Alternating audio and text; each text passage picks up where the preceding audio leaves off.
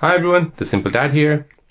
In this video, I'll show you how to access your sound control for your Samsung device. So if you want to access your sound control on your Samsung device, this basically gives you the full control over individual volume levels like media, calls, notifications, and system sounds. The benefit of this is that it helps tailor your sound environment, like lowering notifications while keeping media loud. To do this, you want to go ahead and press the volume up or volume down button, then tap on the three dots.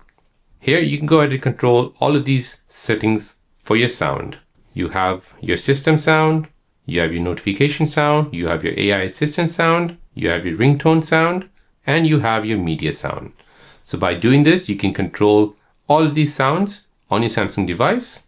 Another way of accessing your sound controls for video playback or audio playback, you can go ahead and bring down the notification bar. Go ahead and long press on your sound control.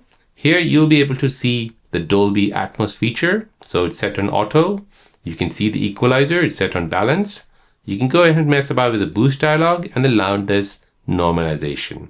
If you go ahead and tap on any of them, you can go ahead and choose different options.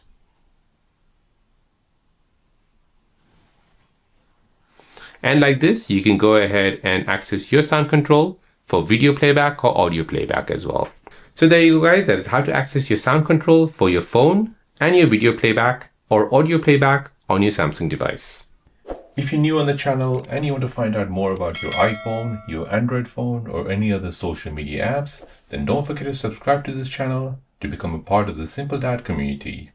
Hit the like button if you find this video useful.